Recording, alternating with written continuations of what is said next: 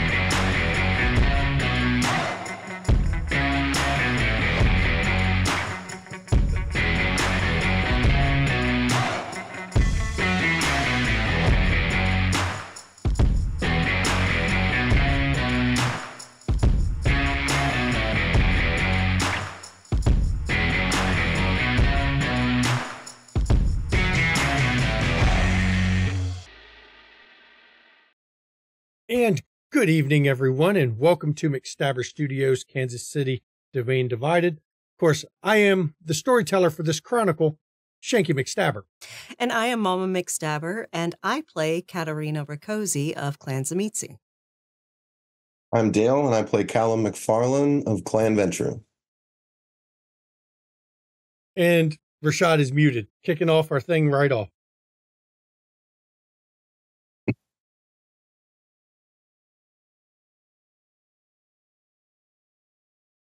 Nope, looks like it was working just fine. It was working a second ago, and now he's not working. Yeah.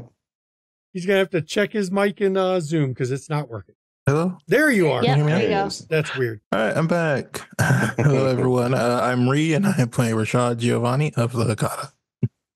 I'm House. I play Bo Solomon, Clan Toreador. Hi, I'm Mischievous Red, and I play Gwen Schultz of the Ministry. And let me start off by saying thank you, everyone, for coming to our live cast Q&A. As you can see, tonight we are not in costume. We are not in character. This is a very informal thing we like to do at the end of each season where we get to talk about how we feel about the season. We take questions from the viewers about not only the show, but we take, questions from the viewers about the events that went on, other games we played. Basically, whatever questions the viewers want to throw, we'll take. We also ask each other questions from time to time. The moderator for tonight's Q&A is, of course, my wife over there, plays Katarina Rakosi. She will tell you to make sure you highlight any questions you have. If you have channel points, I know we have some new people here that may not have the channel points. Just that's click fine. Follow here, and you'll gather them up pretty quick. Them. But even if you don't have the channel points yet, we'll try to keep track of them in chat anyway. And thank you for the raid there, Adventure Rain. So we'll kick this off. I'll turn it over to my wife.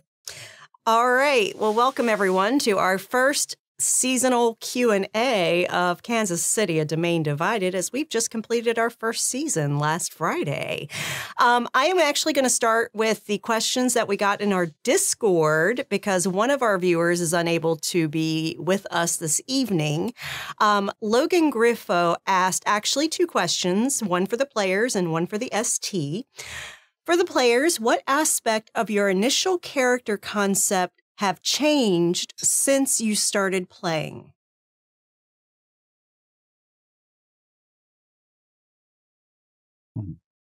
I can go first. I think for Gwen actually ends up talking a lot more than I thought she would. And that's because it's very much like the manipulation aspect to it. Like she has to talk to convince people to talk to her. Mm-hmm. And so she ends up talking a lot more to people than I thought she would.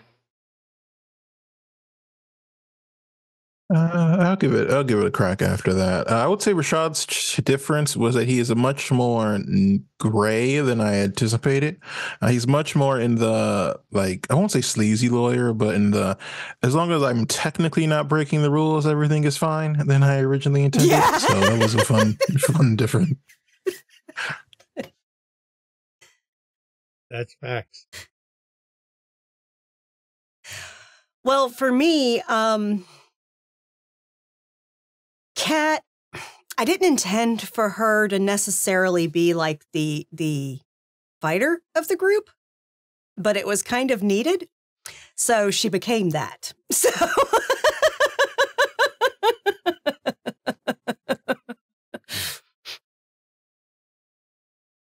I don't think I was expecting to play up Bo's humanity more than I did. I thought he was going to be a little more cutthroat. But I think because he does currently have a higher humanity at this juncture, I kind of played off that more than expected. And I would say for Callum, it was the opposite of that. I kind of let go of some of that humanity that I wasn't expecting to toward the end there. all right. Excellent. And for the storyteller, in season 1, did you change anything as the game started and the characters started to gravitate towards an aspect or theme? Okay. As many people who watch our shows know, I'm not big on pre-planning and big on figuring out things ahead of time. I will be fair. I went into this chronicle with just a basic idea of the city, basic idea of the homeowners association, as we call it, where I gave everyone the names. I didn't even have the personalities of the homeowners association fully decided on, other than, of course, the princess, because his was important, and Victoria, the sheriff slash, as they call it, the investigator. I'm not big on that one. So I really didn't change a lot going into it, because I don't go into the start of a chronicle with a lot of preconceived anythings. I prefer, because of my own style and the way I handle improv, to let it all develop as we go, live, you might say. So everything you saw this season, the blackmail plot didn't really come into play. I didn't even fully decide I was going to actually do that until episode 2. The episode where at the end of it, she got blackmailed, but that was right before it started, is when I decided, yeah, we're going to use that as the main theme, because I had 2 or 3 ideas about where to take the first season to bind them together, because that's a thing I like to do. So, yeah, I can't say that I changed much of anything going through it, because... You fly by the seat of your pants. Oh, yeah. I am an improv storyteller. And the fact that people think I plan it out shows apparently I'm very good at doing that, because You are. it looks believable. It looks like I've planned out shit when I haven't. It flows pretty seamlessly. Yeah. So, yeah. Only once in a while does, something happen that, Yep. that doesn't look right. So. All right. Awesome. So that was to answer Logan Griffo's questions in Discord. And now we'll move on to the first question in chat from Astral Aberration. What was your most devious pleasure this season?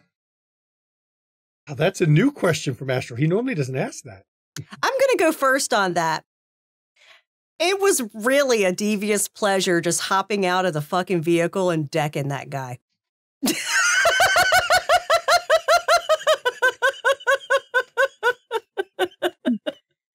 That was just satisfying. It's so nice because Gwen doesn't really have to do anything to be an integral part.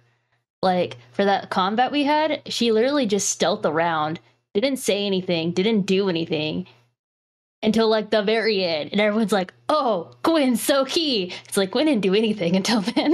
She just walked. It was so good. I disagree. You got information. Mm-hmm. That was the thing. Gwen, even early on, got people to admit things they didn't want to. That judicious use of that lore sheet. Very nice lore sheet, by the way. Underrated. Yes, it is. I'm surprised no one has taken it in the past. But then again, it is what it is, right? Oh, I'll give this question a go. I would say for me, it's not one specific thing. It's being able to use all of these premonitions all the time. I know I don't get to do that as often, so I really that would be my little pleasure. My advice as storyteller: don't encourage your people to get premonition unless you're ready to deliver. Because if you encourage it, they will start using it constantly. And you have two of us.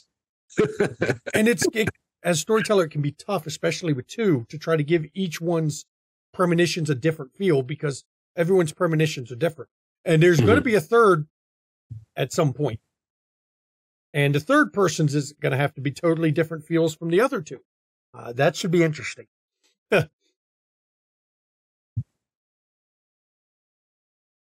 was the question again? Sure. It is from Astral.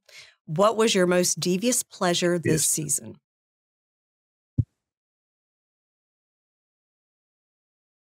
Is that as a character or as a player? Either or. I would say as a player. Okay.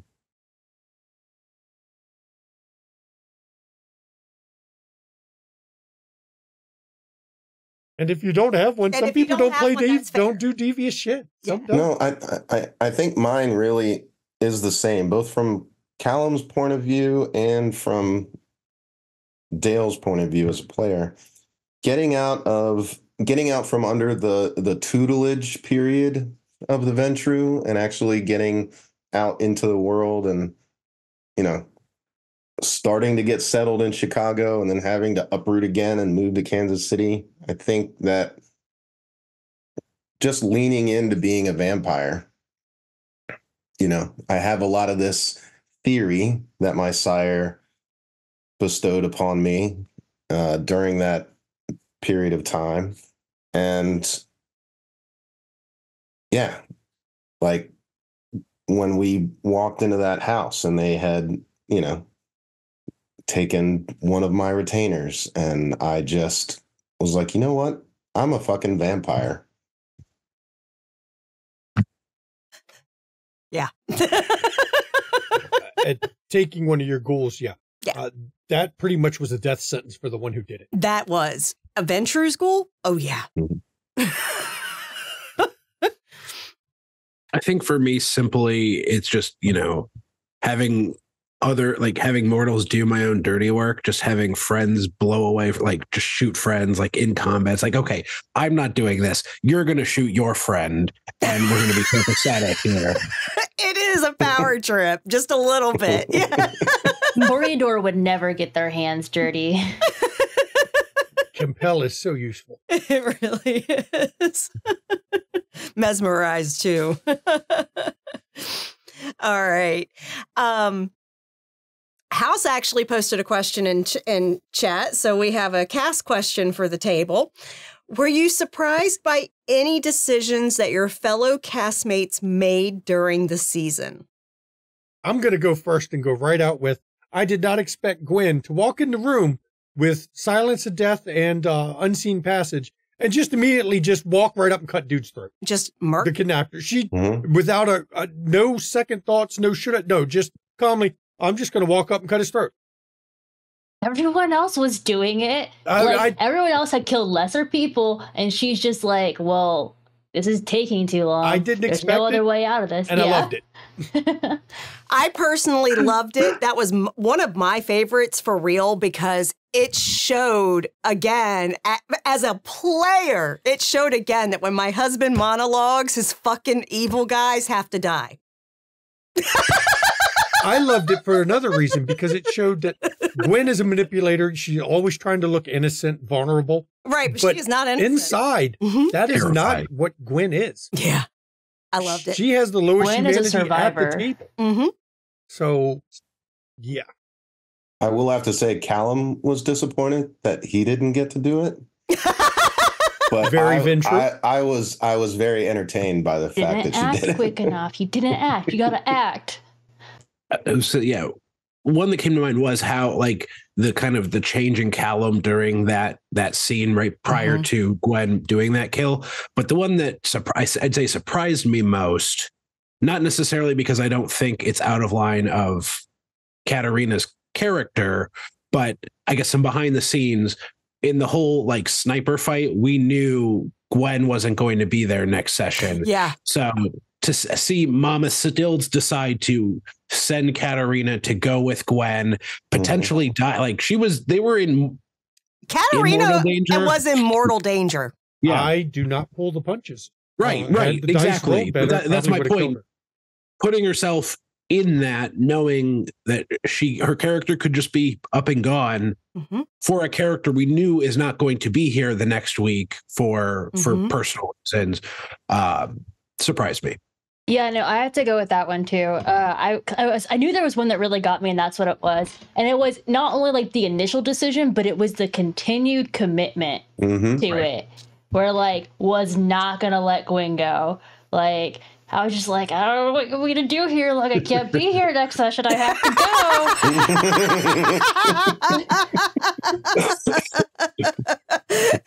I had to play my character true. And actually, Shanky and I had a discussion after session about this, where he didn't think that it was appropriate. And I had to break it down to him. I said, that's not how, I didn't say I didn't think it's appropriate. I had to explain, you got to be careful being that fearless in a Shanky game, because I will kill you. It wasn't that she was fearless, but it wasn't that she was fearless. It's just brash though. It was one of those things that she's just naturally protective. So that everybody understands, and I know most people in our community understand this about me, I don't pull punches when it comes to scenes. And if a character dies, they're off the cast. And if my wife gets herself killed, she's off the cast too. Yep. Because that is me showing my respect to the viewers, so that you don't see somebody that you've seen every week coming right back the next week playing somebody different. It's disorienting. Right. Without risk. What's the point? Yeah. We want there to be that feeling of, you have a vested interest. That it's a high stakes game. Yeah. There's a vested interest in their survival, because if they're gone, they're gone. She wasn't suicidal. She was just going to try to protect Gwen, because she didn't trust that it wasn't dangerous for her to go back to her place. Like I said, it wasn't surprising for Katarina. It was surprising for Mama. I was entertained as a fellow game master to see how he was going to handle that. I don't know. I think the net gun capturing her later was a lot of fun, though. Because I knew Red had that same reaction when I told her she was captured by a net gun. The net gun. Wait, what? I have to say, I love how she got away and the speculation about how she got away. That's my favorite part of that message, and like those that the saw conversation I've had. Yeah, we haven't revealed fully. It will be revealed eventually. At least it wasn't one of those net guns that had all the treble fish hooks inside. No. So, Reed, did you have one that basically surprised you? Yes. Okay. Yes, I will say from a player point of view, I love it. I love how everyone is more than willing to talk shit to everybody in this story so far. But as Rashad, he is very irritated by it. But yeah, it's my favorite thing. Whether it was Bo talking crazy to on the phone to his brother, or Katarina talking crazy to almost everybody, really. I'm just like, yo, I'm fine with this. Let's light this candle. Let's see what happens. Rashad is very much like, we are supposed to be surviving, and you all seem to be really interested in dying as fast as possible. Especially. Those are my favorite parts. I didn't start you off fighting up against the real hunters, okay? You had Brush League. These are the low-end ones that, okay, y'all do pretty good against that, generally. Okay, Emmy Lou Who says, if you could go back and change either an action or scene to get a different outcome, what would it be? For me, nope. Wouldn't change any of it. Like how the season went through and how it played. It's really minor. The only thing I could think of is I wish I would have rolled better to get more information from the prince. Just because I'm all about those lore dumps, and I think it would have been interesting to see more about like what type of weapons the Inquisition has. Because he didn't reveal everything he knew. I won't say it's a regret, but as a player, I kind of wish I had scryed the soul on the daughters in that episode, but Rashad wouldn't have did it. So, God, you and them red buttons. There has to be one in every game. I am Faust. I mean, Cat You are pushing a lot of Faust. buttons too. I am 100% Faust. Oh, God. Damn, I you have know, the Rashad, pride. I wish you had applied for our demon game. That's all I got to say. seriously do. You would have been great at our demon table. Oh, my God. It's always one. It's always one. This the hubris, and I am 100% in favor of wherever it leads me. I mean, the thing is regarding like Rashad and the daughters, Bo is just as interested. Bo is just as interested, but he's letting Rashad take the heat. Oh yeah, I see that. He's hiding behind Rashad's outwardness with it. Gwyn's hiding behind Bo, so. Oh God! We have 3 of them. Storyteller, 3 of them. I'm fine with that. Oh, I know, you who love just the went button pushers. Aggressive towards the prince. Right. Cat is also a button pusher. Look at the cat. I know, right? The actual That's cat. our mascot. Oh, the cat. But Oh, the actual cat. Yeah. I think they're all 3 interested in different like aspects, which I think could be cool. Listen, Rashad won't premonition the music again anytime soon, though. Or will doesn't he? mean Bo won't. well, I wouldn't say that. At the moment, Rashad views himself as weak. So, if that ever changes, then we'll see. We'll see what happens. We'll see. What do you got, Dale?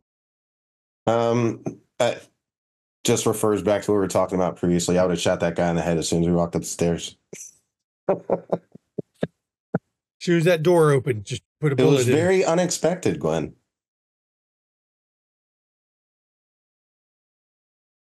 Gwen's not one to let monologues continue. Neither am I. Yeah, my wife has a rule to kill shanky monologuing villains out of principle. Out of principle. Just out of principle. Usually mid-statement. Yes. I wanted to hear what he had to say in case there was additional information that he wasn't going to give up willing to give up. Jesus, a lunatic. Yeah. He had nothing else to lose. He wouldn't have given anything. Like, No. we had no leverage. He had no leverage. So, yeah. Well, I mean, not necessarily looking for leverage, but just, let him finish his monologue. Then. Oh, no, he knew he was a dead man. He was surrounded by vampires. You could have used compel to make him drop the knife. That would have let you take him and question him. But Gwen's like, nope, we're not doing that. Mm-mm. That did not seem like something anyone was going to do because they didn't start with that. I think Bo wishes he would have done a lot different that session between not sending the wife and daughter out of the house. Granted, all's well that ends well, but like he probably wishes he would have sent them somewhere else in the house, away from the impending violence, and probably wishes he was a little more direct so there wasn't that confrontation later with him and Katerina. Okay, there is something I would have changed. With the prince. I would have had the dude in the gimp suit with the cleaver drop out of the attic opening, not up the stairs. That just made me think of that. But, the thought of a dude in a gimp suit with a cleaver dropping out of the ceiling on you, that just would have been better. I wish I had taken animalism earlier, so I could have dominated those dogs.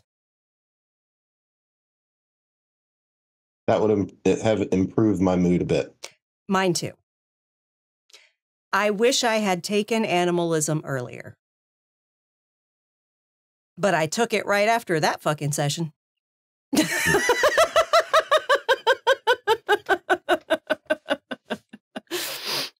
Yep. All right. So let's see. Do we have any other questions? Oh, yeah, there's a number. Okay, so I see Junies.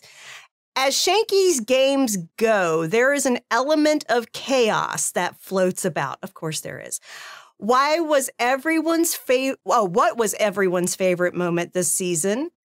As a scribe named Gwen needs to know. For those who don't know, she's referring to Gwen. Peregrine from Dark Ages. In our Dark Ages stream. For me, it's easy. It was the makeshift bar scene that from start to finish. I thought we were all on one. We were all simpatico. The plan worked just about as well as it could have. It was fucking flawless. I wish we could have gotten Callum and Rashad involved a little more. I felt bad that they were mostly on waited outside duty, but I thought just as far as making plans go and executing plans, it went pretty seamlessly. But slashing the tires gave you some good info after. That was brilliant. Because for sure she had to get them fixed. That whole fucking, on both teams, basically, that scene was just. Rashad left the phone, Callum slashed the tires, so you knew it had to be moved. Like I said, we were all on one. Yeah. I think it was also really good role play too, just in general, like outside of like mechanically beneficial. Yeah. Like that was going to be mine, but more because like I felt like everyone's role play was so on point. Like the conversation with that bartender where we had to get additional information, like those weren't roles to get that information. Like that was just role play, which felt really good. Honestly, that was probably one of my favorites too, but I loved how in character, because in that moment, I was very much not Mama, I was Kat, and I literally didn't want to harm any of them. Not directly. And she took the ringleader and basically just used her as a shield to get the fuck out. And even told her, we just wanted information. We didn't want to hurt any of you, and tossed her over the fucking fence. That was, but the whole thing, everybody was just on fucking point. It was so good. That was just fucking teamwork, man. That's fucking brilliant. That's why I do seasons like that for the first season. For me, I would say my favorite would be the reveal of the daughters of KoFi, because it was one, it's super exciting to see them. Second, well, it was fun to see Katarina scared by something. I was expecting it, but for me, that whole moment was so exciting. It was fun to play that. Mm-hmm. Yeah, I'm with Ree on that. That was a pretty impactful moment, just to realize that could happen to any of us at any point. Mm-hmm. The really great moment about that is like Ree actually called that before it happened. Like it's like started and we started to know it would happen. We're like going there, but like in the car with the baritone, he's like, "Is this Daughters of KoFi?" Yeah, like in the break, he's like, "I think I know what this is. I think I know what's coming." Before we even got in the car, right? I think it was we went to break immediately before. Like Ree called it. And yeah, so I'm just impressed by that. That was one of my favorite parts of the season, was the reveal of Daughters of KoFi. Not just Daughters of KoFi, Banshees, which are the Daughters of KoFi that are even more unstable, prone to random acts of violence or excessive violence, putting them as one of the powers in the city, you might say. I know up until that episode, nobody had a clue that was going to be happening. Mm-mm. But we knew that Curtis Vance was going to fall. We didn't know who was going to do it. Right. So. And it shows you all know a secret that not many in the city know. Mm-hmm. And you also know that it means Manuel's control over the city is not absolute. He has had to make deals with others. Mm-hmm. In particular, he has a deal with these two. So that's, an important thing to know. And it's going to come up next season. To that secret, I thought it was also like kind of long-term, just interesting seeing like, why is the Sabbat acting the way that they are, and kind of piecing together what the issue actually is, learning that I'm blanking on the name, probably the child of Manuel, who's also a Malkavian thin blood. Tanya. Or Kaitif. Thin blood. Kaitif. Tanya. Kaitif. Tanya, thank you. Her potential connection to Manuel, that kind of season-long puzzle I thought was also a lot of fun to kind of piece together as a group. That's good info, too. All the knowledge. You need more knowledge. Yeah. It is a twisted web in the Shanky game. It always is. It always is. It always is. Everything has multiple layers. Mm-hmm. What you know now about Tanya is just one layer to the puzzle. It's like an onion. It's layered, it stinks, and it makes you cry.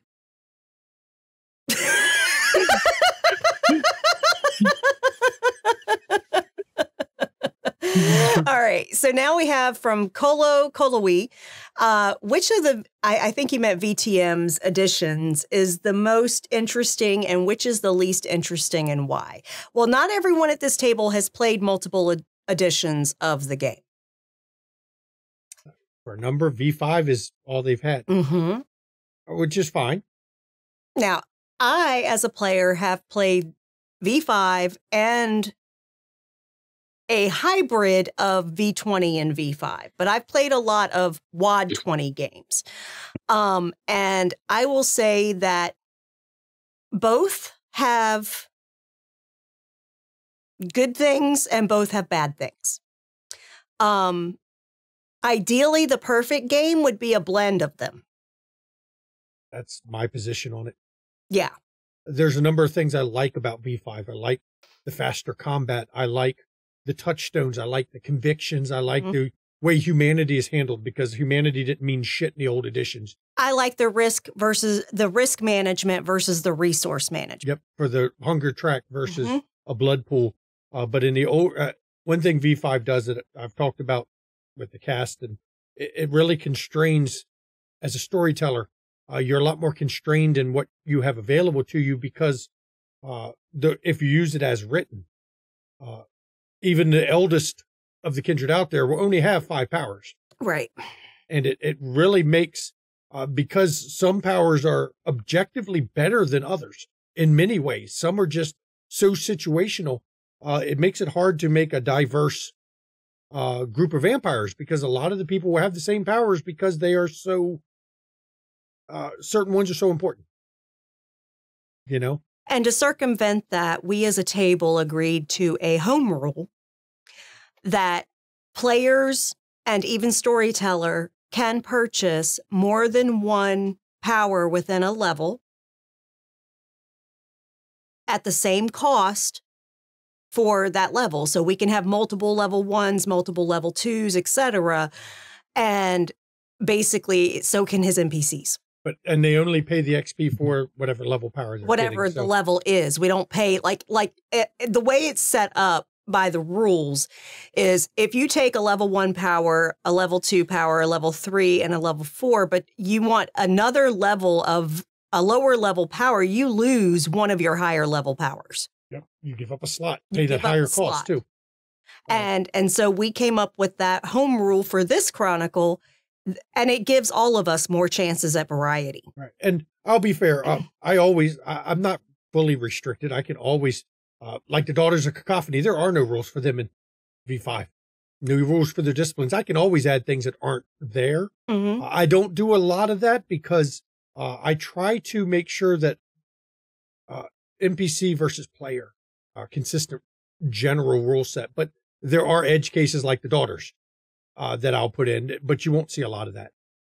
Most of the time you'll see what my NPCs are using, the players can use too, if they learn.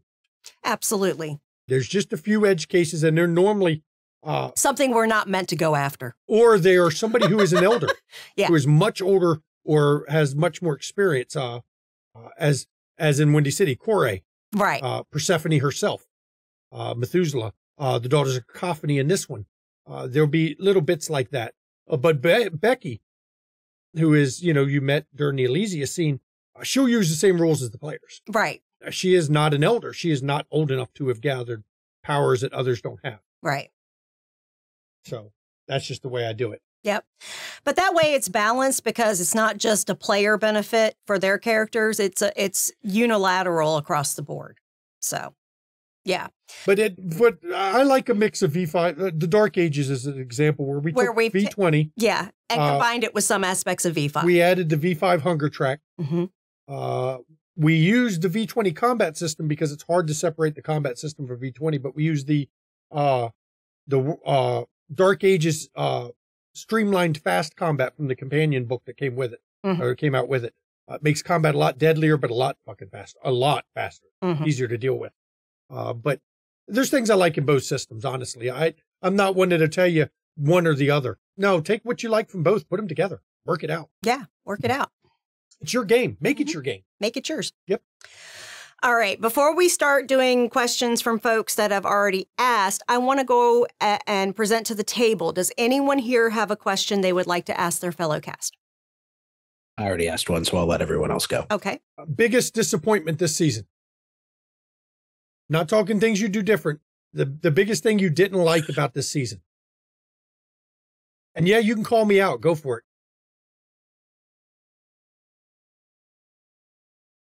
I think I liked everything, honestly. I don't really have any complaints about how things turned out.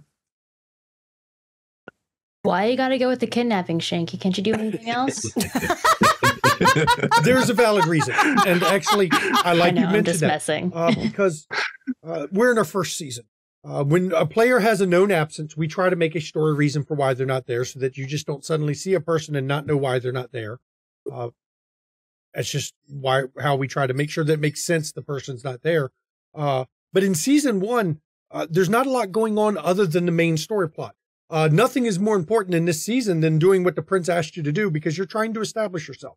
So it wouldn't make sense for us to have Gwen doing her business when she's been tasked by the prince, tasked by members of the HOA board to do something, for her to be going, fuck what you wanted me to do. I'm going to go do this over here. So that only leaves things that you would not voluntarily miss helping out the group with, which means kidnappings or otherwise attacking you. I know I hated doing it, but it's really the only way to accomplish what we needed for you being absent and to have a story reason set up ahead of time. Later seasons, you'll be taking care of your own business. You'll have enough time in the city to have established your own business and your own goals. But season 1, missing session season 1 is tough on storylines. It is. So we have to make sure, it doesn't leave a lot of options for me other than, hey, let's kidnap Gwen again. Plus, you look so innocent. You need some kidnappings.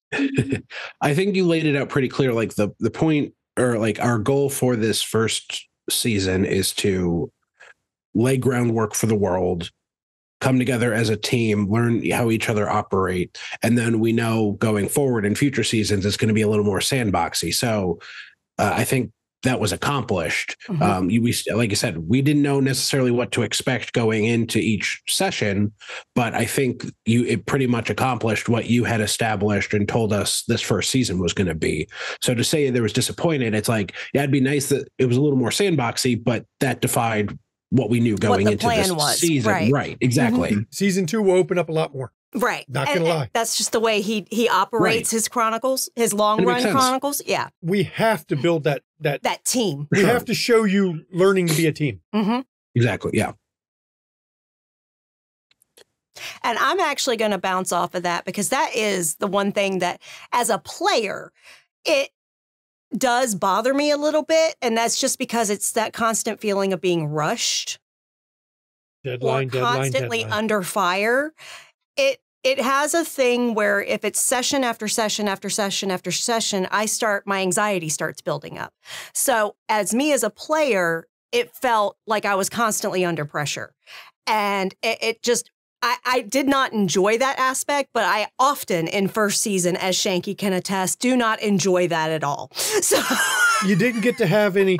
One thing we did in Windy City, which was the previous chronicle we had here, you'll notice we had some stressful episodes, but then there was episodes where it was a lot more world building, a lot more, a little bit of downtime. Well, a lot more interaction between just the coterie. It was each player doing their business. Nothing to do with the main plot, nothing to do with the overall what was going on in the major problems. It was just them pursuing their own pet projects, their goals, right? And it used those as a break. Sometimes there was episodes that were a little more laid back, a little more comedy in terms of what was going on, because everyone had a good laugh. Everyone got that relaxed, got that ease that stress a little before I ratchet that shit back up, a session or two later. But this season was we couldn't do it. Just constantly stress.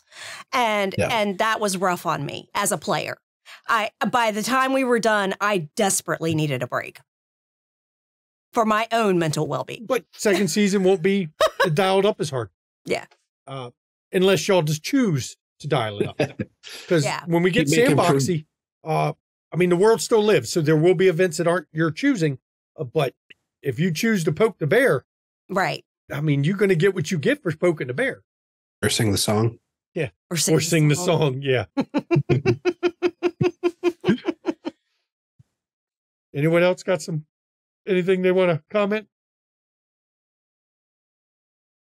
For those wondering, we'll have a private cast Q&A where they can also bring up things that they don't want publicly aired. A cast meeting every season. But publicly airing don't bother me, so go ahead. Yeah. No, this has been great for my second experience with the World of Darkness, so I have no complaints. For those that don't know, your second thing in World of Darkness, house down there, first vampire game. Mm-hmm. We got him in Demon. We got him in Wraith. Then we got him in Demon. Vampire at this point should be a lot, should be a bit more of a coasting compared to Wraith, first of all. No, I don't know. There's a lot of pressure. Of pressure being like the flagship show, the flagship game. So definitely felt some pressure behind that. I felt like everyone was more on an even playing field especially with Wraith. That because we were all kind of newish. Everyone was new. Right. Yeah, it was a first for everybody involved, and it was right after we got done DC, which was our first chronicle. That, to be fair, was campy. It was not as dark as what I prefer to run. It was just me getting used to being a storyteller again, because Wraith was dark, Windy City got dark. Demon has got some dark moments for sure, some fucked up shit in that world, and Kansas is the same way. So yeah. I get it. I understand. And for those that don't know, there is a lot of pressure when you're doing, we built the channel off of Vampire and Modern Night Chronicles. So there is a lot of pressure behind the scenes, not just for the players, but for me as the storyteller to make sure we're delivering good content. Co-producer. Delivering good content. Yeah. And making sure it's enjoyable to the players and the viewers, because I have an obligation to both, for the players to enjoy themselves and for the viewers to enjoy it. Mm-hmm. All right. Anybody else at the table got a question?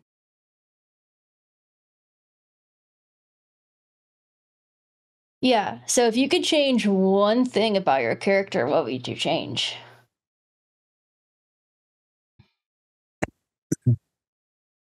I don't think it would be something inherent that I'd change. I think it took a few sessions to really get comfortable with the Toreador aspect of my character. And I wish I would have found that groove a little sooner on what made him a Toreador. But by the end, I was feeling better about it. Mm-hmm. I probably wouldn't change anything about Rashad. I think everything about him is kind of ideal for this current situation. I feel like if I were to focus only on optimization, maybe, but I really like having all specs, to be honest. I don't think I'd change that. And I think it is you got a lot of mileage at all specs. God, it is my favorite in the game, honestly. But I think everything about him is really good, including the things in his background. So Rashad, Scry the Soul Giovanni down there. Oh, also, I wish I would have turned off heightened senses when Callum shot a Desert Eagle in 2-foot proximity from me. That's what I wish I would have changed too. It always happens once. It always happens once. It'll happen again, too. But it'll be me who surprises you with something and screws you up. Yeah. Flash thing goes off where you have heightened senses, vision going, you know? Yeah. Yeah. Yeah, I'll be sure to warn you next time. Because you can put a silencer or a noise suppressor. I'm going to try to get a suppressor, man. But that still won't suppress it. It won't suppress I mean, it's still a big That fucking won't gun. suppress shit. It's a fucking hand cannon. It'll just be a dull roar. Oh, goodness. It'll be a nail in the eardrum, not a railroad spike. Still hurts. Huh? Yeah. I think I would have maybe altered some of my point distribution because like I've told Mama before, I think that it would have been helpful for me to be a little more capable in melee just to back her up a little more effectively, but I'll, as time goes on, I'll correct that a little bit. Yeah. There's never enough XP when you create There's never enough XP. You're always going to, I know me. Now, some people can literally start with a character and don't feel like they have to fix anything. I always feel like I have to fix something. I always do. Because something just isn't playing the way I originally envisioned. And so I feel like I have to fix it. And that's just something I do with every freaking character. So like the first season is me adjusting to make it right. Yeah. But yeah, honestly, if I could change anything about the character, I'm kind of loving her personality-wise. So that wouldn't change. I'm loving the fact that I'm playing a character that actually has a family. That is fascinating to play, and I know it's going to be dangerous as fuck, and I'm looking forward to it. But it would honestly be, I would have probably tried to, I mean, I love the way she's, because I did the tweaking with her throughout the season, but if I could have made it work somehow, which I couldn't have with the starting XP we got, but if I could have made it work somehow, I would have taken like a predator type that gave her 42. But honestly, I couldn't have made that work for how I had envisioned her being able to do her disciplines to change flesh, do flesh crafting, basically on others when needed kind of thing. So yeah, no, I couldn't have done it, but if I could have, that's what I would have done. What about you, Gwen? I honestly don't think I'd change anything. I think Gwen is one of the characters I've been the happiest with ever. That's awesome. Terrifying. She's just fun. Terrifying. Oh, it is terrifying when that happens. Okay, anybody else at the table? And then I'll move on to viewer questions. I have another one, but again, I had already asked a question. Okay, so I'll take some more viewer questions first.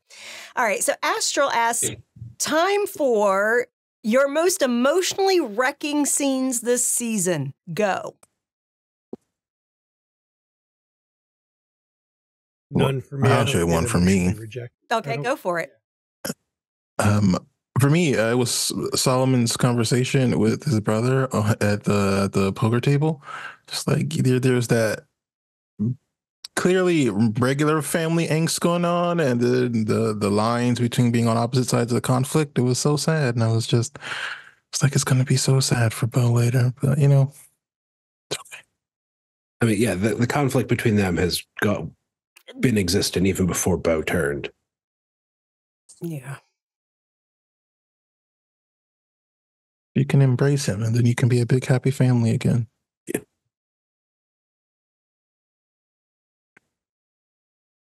Honestly, for me, it goes back to them damn dogs. Me too. Using them as fucking cannon fodder. That was not okay. And I want to say, we try to watch the veils and lines and the red list. I don't have an issue with it as a player. A lot of people, there's a number of people who have a thing about harm to animals. It is one thing, and normally that I've always talked with people about it. A lot of times it's about cruelty to animals, blatant cruelty. But we also glossed over the details in that scene quite a bit. We did not get very descriptive because that's pushing a line that I didn't want to do. But it's one of those cases where without crossing a line, I wanted to show the depths this man had sunk. Yeah. Because this is somebody who was ethically bankrupt in every way, shape, or form. You know, he was complaining about, you know, what Kindred did to his daughter, and yet he's doing the same thing to the dogs and to a ghoul in the same way. Oh, no. Where he's manipulating and using them without consideration of what it does to them. I'm going to say there was one other, and it was that session. That session really hit me. Really, as a player, it did hit me. I didn't have bleed or anything, but it did impact me. The fact that he left his wife and son in the house. Yeah. Yeah, that guy was a real piece of shit. That pissed Mama off. I wanted him to appear as monstrous as possible, though a part of you goes, damn, what was done to his daughter was wrong and it's fucked up. Doesn't justify what he did. He was a man who was pushed past the edge and he broke. And as often in a Shanky game, some of the biggest monsters are what humans do as a result of the activities of vampires around them. You know? And that's exactly what I showed, I think.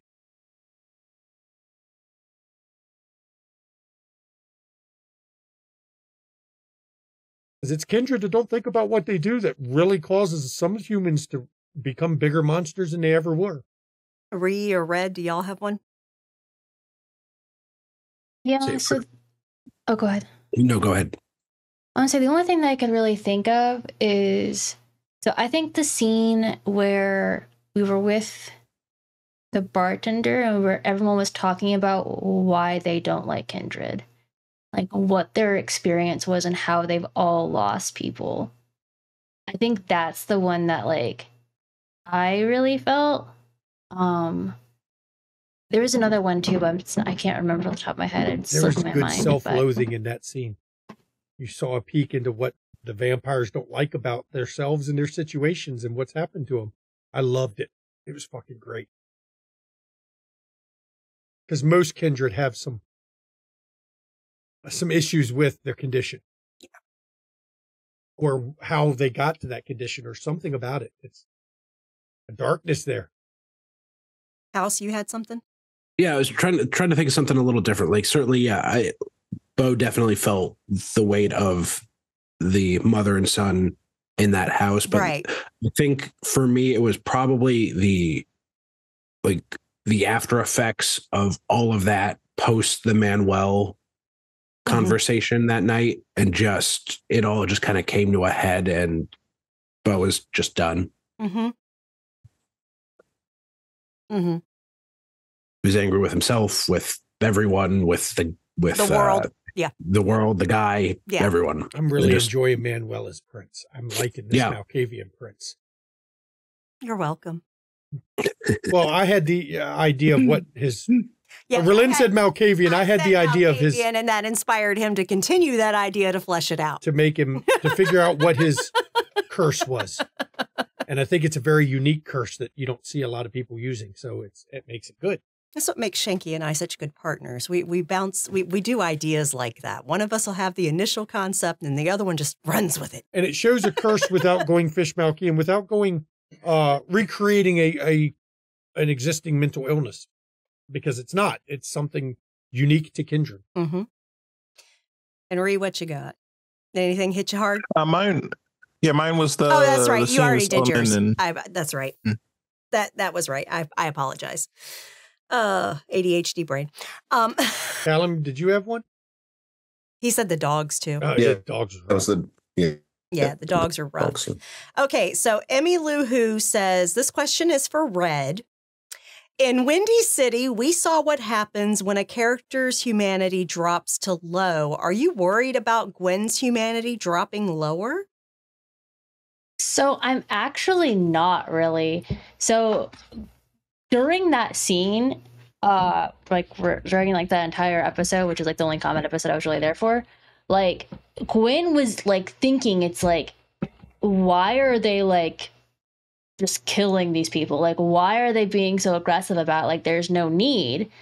And so Gwen wasn't going to until after everyone else already had. Even like the guy in the gimp suit, like, she's like, there's nothing we can do. That was the first, like, that was what she checked for first, was to see if there was anything they could do. And at that point, it was mercy. It wasn't like she was trying to be cruel. And then with the other one, it really seemed like there wasn't a way that it could end quickly and well off for everyone without anyone unnecessarily getting hurt. Just because of the delays everyone was taking action, that made it seem in her mind that they didn't know what to do. And so that seemed the most effective course of action to prevent minimal casualties in her mind. So I actually don't think that she'll be the one to drop humanity quickest. Rashad has 8 humanity. He'll drop quickest. 8 humanity in a Shanky Absolutely. game. Yeah, he'll drop quickest. He absolutely will. Can he keep it? Because once he starts losing No. it'll just keep dropping. I love making the higher your humanity, the more I love to make you make those hard He's a ethical choices. necromancer. What? Yeah, I have Oblivion as well. It's Well, fine. you're in a Shanky game. It'll be fine. The whole thing, one of the central themes of all my games, and I've used it in every single one, is every day or every night a kindred wakes up. And you have to make choices about what you do. And sometimes there is no good choice. There's just the least bad of bad options. And every night you have to compromise a little bit of yourself just to survive in the society that you're part of. And that translates into losing humanity over time. Over time, the person you see in the mirror is not what you were when you were alive, and it's not what you were at the start of a chronicle. Yeah. So I love making you take those hard ethical choices. And when you have 8 humanity, it's going to hurt. You will drop at some point. Because you don't have many dice to resolve. I don't want to claim I'm going to deliberately try to make you lose it, but the ethical choices that will come up for every character in a Shanky game, with 8 humanity, you don't have the buffer that, lower humanity people have. I love the stain system for that, because unlike the older editions where humanity wasn't that big of a deal, really. You bought it, you lost it, you bought it with experience, whatever. This one, losing humanity hurts because there's no way to put it back easy. You don't get it returned to you. There's no refund. So, yeah. All right. So, has everybody? That one was just a me one. That was just you one. Okay. Mm-hmm. All right. So, Croker 1977 asked Shanky, I know you mentioned that you improvise a lot in your games, but when you world build, do you use or rely on official lore, or do you like to recreate and or change it around to fit your city? In a Shanky game, when I world build, first of all, I don't do traditional pre-planning world building. The HOA was fleshed out a week before session 1. I think that's the post I made about the HOA to the cast to let them know the general idea of the city. Actually, it was after session 1 that I actually fleshed out the HOA. I don't do traditional world building, but when it comes to the lore and as what people call the meta of Vampire, I take it under advisement. I weave it into my story, but kindred history and kindred lore and everything is unreliable narrators. The ones who tell these histories and this lore are the ones who survived it. So much of what is out there as official lore, take it with a grain of salt. I will freely change it to fit my world, my story, and the story of the players. Examples, Daughters of Cacophony. They're not in V5. They're supposedly gone from the world. The Gehenna storyline ended them. No, it didn't. They're still there. They're hiding. There's not many. You'll see that in a lot of things. I'll take the basic lore and I'll twist it. Because one of my first rules is it's easy to go read all the lore pages. And if you do that, it gives you may think it gives you an advantage and it'll encourage metaing of the game. But in a Shanky game, I will change some of the smallest bits of lore that if you read all the lore and you try to use it to meta, eventually it will bite you in the ass. It will turn against you in a way that you didn't expect because that's not the meta of this game. I did it with Chicago. A lot of Chicago, it was built off the base book, but I can tell you a lot of it was different as the players found out as we played it. I made it Shanky. Kansas there's no official source book for any of Kansas. This is me from ground up. It's actually the first long form chronicle I've ever done where I designed and built my own city out. So basically, we do a kind of a hybrid of canonical lore with our own stuff. Yeah, don't count on the lore. Use it as a framework, but remember, Kindred lie all the time. Unreliable narrators. Yep, they lie constantly. And there's a lot of contradicting lore. Yep, okay? That too. The only thing I will say that's consistent, Gehenna, the Beckoning in particular, part of the Gehenna meta, the Beckoning, is it happening or not? In the Shanky game, it's not that big a deal. No. The Beckoning is more of, it's what people have attached to inter-vampire politics and what people have used as an excuse to off their enemies. Oh, where did so-and-so go? Oh, they got beckoned. No, you ate them yesterday. Okay. Don't lie. They didn't get beckoned. You ate them. You know, because I think I don't like the Beckoning storyline. Where'd the elders go? They went into hiding. That's where they went. They're in hiding because, modern times, the Kindred of modern times don't have the taboo against destroying their elders that they used to. Right. So where the Beckoning is, it's called self-preservation for these elders. There's a lot of young ones and there's thin bloods out there that want to eat them too. So now you have a lot more gunning for you. They're not beckoned. They're trying to be safe. Mm-hmm. Or they got destroyed. I mean, Chicago was full of elders. If there was a Beckoning, why was there so many in Chicago? Full of elders. Why Exactly. did that get approved? Right. So they broke their own meta on that. And I don't like the Beckoning anyway. Yeah. You know, is there a war in the East? Yes. Are elders out there fighting? Supposedly. Are a lot of youngers out there fighting? Yes. Are they getting killed? Oh, yeah. Oh, yeah. They're getting it. That's what happened. That's what's wrong with the Sabbat. But the Beckoning, not really. I don't like that part of it. So, yeah, I use a combination. If you know the lore, you'll understand a lot of what's going on in my games. But at the same time, every once in a while, something's going to happen. You'd be like, shit, where'd that come from? Mm-hmm. That's me. All right. So House asked in Twitch chat, what is an aspect of your character that you have not been able to share yet that you are excited to play out in future seasons? I'll answer that first while y'all contemplate what you were willing to share. I am very much looking forward to eventually playing out why Kat is near obsessive about wanting to kill her brother. And that's not even part of our Session Zero backstory.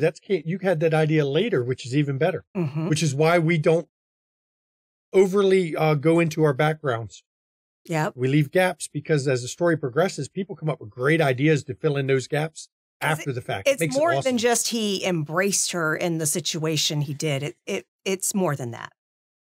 So, yeah. And everything will make sense when that's revealed.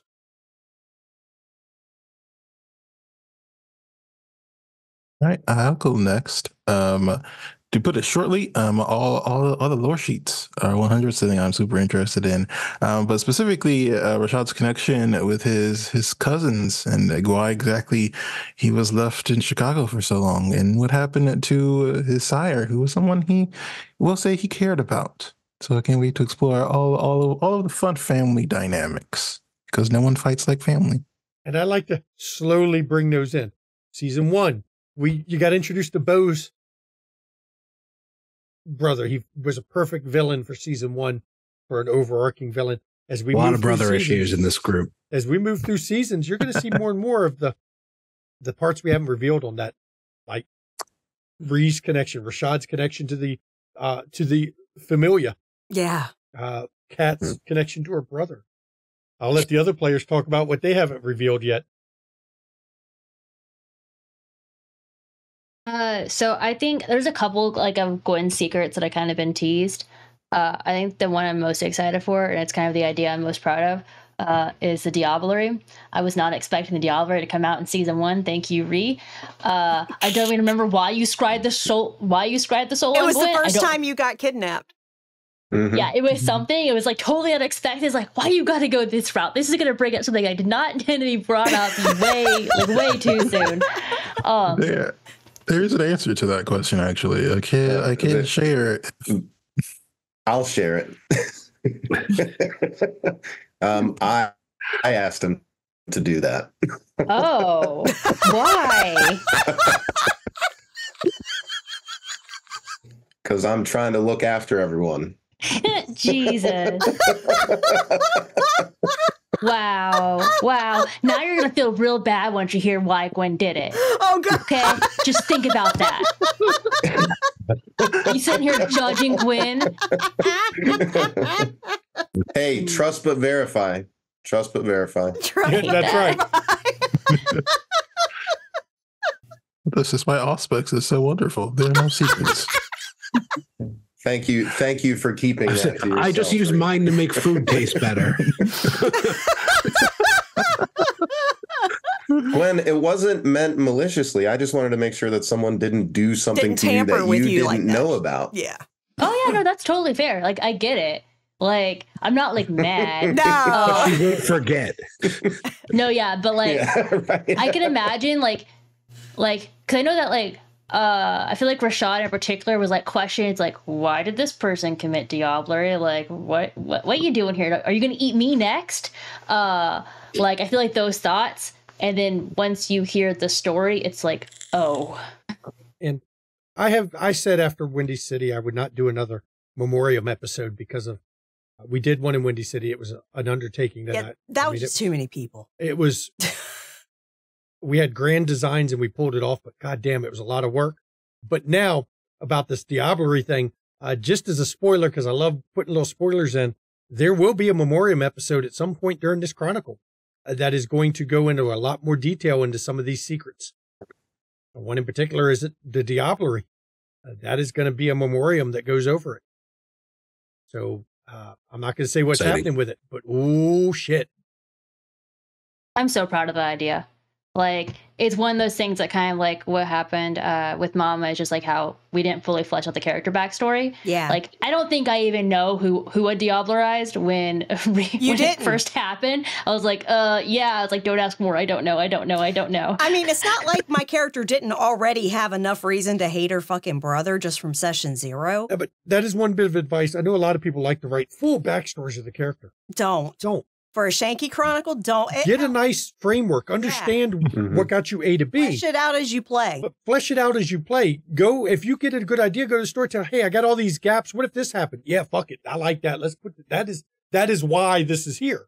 We did that all through Windy City. We did it with Demon. We've done it with Wraith, where you don't flesh it all out because it gives a lot of flexibility to the players and the storyteller to throw in curveballs, to throw in new and good story. Hooks. Yeah. Like I said, I gave Shanky carte blanche to say what actually happened to my parents. Yeah. And you still don't know the full details. Still don't No. That'll come out later. Can't be a Memoriam because you didn't see it, so you don't know the events. Yeah. Yeah, no shit. I'm excited. You saw it a little bit at the end of the finale, but I'm excited to play up the fact that Bo is a gambler.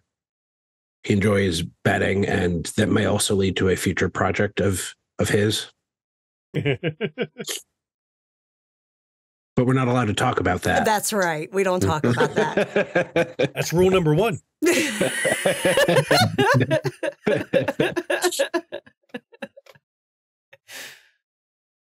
I think I'm excited to put into play. I don't have any secrets or anything right now that I'm like looking forward to revealing or anything, but I'm looking forward to putting into play some of my attributes and skills like manipulation, the whole persuasion, negotiation, tying kindred hospitality into that.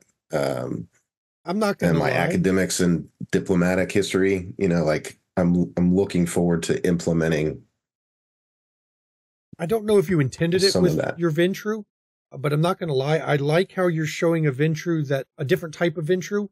You're the type of Ventru that the way it appears you're playing, I don't know if it was intentional or not, that one of those people that I look good if the people around me look good. So I let them shine, because by them being my associates, we all look better, you know? Right. You don't, some venture always, I've got to lead from the front. I've got to be in charge. I've got to push forward. But I don't think enough credit is given to the venture that stand back and go, no, this is your thing. You do your thing. Shine, you know? I don't need to take and be in the front. Let you do your thing. Let Gwen manipulate the shit out of everybody. I'll just sit back here, and these are the people I'm with. Right. You know, respect our group. And I don't think you see enough of that. I don't know if it was intentional, but whether it was or not, that's what I've seen this season, and I love it. I really do. That's an aspect of my own personality. That's the way when I managed a restaurant, you know, I like to give the team the things they need to succeed, whether it's, you know, in my military career, my hospitality career, in IT, you know, I like to facilitate. So.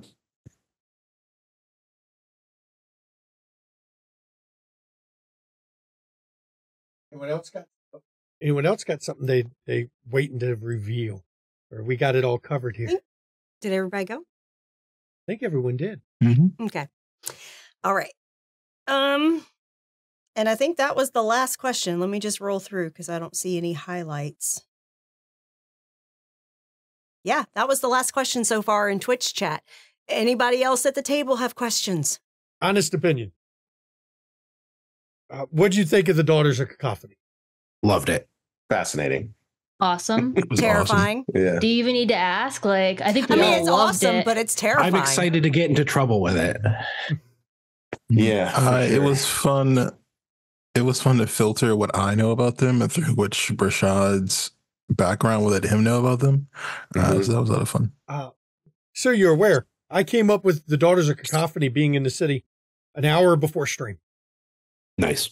I had the idea when I was getting my shower, getting ready for stream. I'm trying to think, okay, now who's going to be the ones that, because like I said, improv, who makes sense in the way I've set up the city to be the ones that have demanded this person, Vance, be turned over to him. I was thinking through it. And it started with the idea of him standing in the quad of the college with two young girls on his arm and two hooded women stepping out. And as soon as that popped in my head, I was like, two hooded women. Oh shit, I know exactly where that goes. So I got it when I was done my shower, I came down and pull up Daughters of Cacophony. Will it fit? And I was like, there it is. We've decided that's who it is. That's what I mean by improv. But it fits. You know, you look at, I had an idea for it and it fits what's been going on. That's how I do it. So I just had to ask on that one because I know Kat was, no, I'm noping out now. I don't know how you do that. I'd panic so much, like, especially not knowing who like a baddie is. What? Like details, sure, but not knowing who's gonna, like, who this faction in the city. I don't know how you do that. Because I want it to make sense, not at the time they're mentioned, but make sense at the time they're revealed. They're revealed. Mm-hmm. Sometimes I make the decision earlier, sometimes later, but the key point is at the reveal. Does it make sense for everything you've seen happen with him? Does it fit the events that led up to that? Mm-hmm. And that's the important part. I don't know how I do it. I'm glad I can do it because I suck at actual prep. I had to prep for Wraith, and it was one of the reasons we had to end Wraith because I don't prep well. It was stressing him out. Yeah. If I'm forced to prep, it stresses him out. Then it starts to have an impact on my own mental health. Maybe if you had a pamphlet. Yeah, I know. But every time I've been forced in a game to actually fully prep to prepare out, chronicle lines, storylines, and everything, it takes a toll on me that I can't maintain. Improv is the only way I can do it. So I'm just thankful that it works for me. And I tell people, if it doesn't work for you, don't try it. Because for some people, it would be anxiety inducing. But for me, it's the way I avoid anxiety. I have one question. So is everybody coming back next season? You mean cast-wise? Yeah, cast-wise. Yeah, of course. You're stuck. Well, there's always the option. I am. If my premonitions don't kill me, I'll be. So the viewers know. That was me asking, did y'all have fun? So the viewers know that Yeah. premonition Rashad is talking about, where he was checking on the music of the city. Had he not been broken out of that premonition by Gwen, and it continued, I would have had him making frenzy rolls very shortly. Yeah. And I would have increased the difficulty of the frenzy roll every single round until he frenzied or someone snapped him out of it. That was going to be the end result of that premonition. So had Gwen not slapped him, at some point Rashad would have frenzied in the car, because by increasing difficulty, he would have failed eventually. It was a given. So Gwen prevented him from freaking out and just going apeshit in Kat's car. Mm-hmm. Thank you, Gwen. Yeah. Yeah, and you're sitting here revealing my secrets. Gwen's keeping you alive. Yeah. I don't know what to say. And I know Rashad made a comment after the game that he didn't realize that premonitions could be taken over like that. Welcome to a Shanky game. Welcome. There are always some premonition subjects that are dangerous to High search. stakes gaming. Yeah, there's always. In Windy City, it was the chessboard. Never check the chessboard, the game that's being played in the game, because bad things came about from that. Here in this one, checking on the music of the city may not be the safest idea. I love doing that. I'm laughing because like it. Devilish Darkness just posted. I just saw that. Yeah. So what is it going to take to get a Timber Brad cameo? There's talk of a Wraith game, first of all, a mini-series. It's an invite-only mini-series we're going to run. We are going to have Timber Brad come back as Nicholas, the Wraith, from his Windy City character after he died. And there is talk about Isabella Caputo, who at some point died after Windy City, appearing in that game also as a Wraith, so that we can reunite Isabella and Nicholas. For those that watched Windy City, you will understand why we want to reunite them. It just sounds like so much fun. Mm-hmm. Because what if they actually stop being petty? And by they, I mean Isabella, I guess. Well, yeah, 'cause- you may stop being petty, but your shadows are going to be twice as petty. Twice as petty to each other. Mhm. Yep. That'll be an invite only. I will say, I'll mention it closer to when I come up with the idea for it. He has to come up with the story. It won't be a casting call, but I know some people have expressed interest. Anyone who expresses interest, I will make a note and take into consideration when I'm doing the invites. But we're not doing an audition or casting call for it because of the nature of Wraith. It is not a game that I feel should be an open casting call, because not only is it one of the hardest World of Darknesses to play, it is one of them that requires the most trust in your table and amongst each other. Without a good, firm foundation of trust amongst the players, it doesn't work. You know, and that's something we learned from the first one. It takes a level of maturity and the ability to communicate openly with your fellow players, because it takes a lot of discussion and consent. You've got somebody else at the table playing your shadow who actively is trying to fuck you over. Yeah. And and fuck with you. And Just fuck with you. mentally. And fuck with you. Yeah. And mentally, emotionally, physically, all of it. Yeah. So it takes a lot of trust and a lot of maturity and a lot of communication that I feel is invite only, as it has to be somebody that I've played with enough to trust them. And for the other players at the table to trust them to handle that dual role. So, yeah, it is what it is. And we did it. We won't do another open one again, because we got lucky with the cast we had that first time. Yeah. Yeah, and Not to mention the ST trying to break you all the time. Yeah, that's Wraith. Wraith is a game to be built on fair, emotion. most of the times he was breaking us was due to our own actions. Yeah. Well, Wraith, as a Wraith, it's a game built on pure emotion. It is. That's what makes it the hardest game to play. All you're playing is emotions. It's pure emotion. Yeah. So, yeah, it is one of the hardest ones to deal with, because all you're playing is emotion. Mm-hmm. Yep. All right. Well, that's it for questions. Anyone else got questions from cast, viewers? Because if we're done with questions, we'll be wrapping this up. We don't do these that long. These aren't 2.5 hour things, you know? Yes. Not until later seasons. Lotus Reaper, yes. Our Wraith is Wraith Life Derailed. All of it is on YouTube. Season 1 and 2 are on YouTube. I do advise.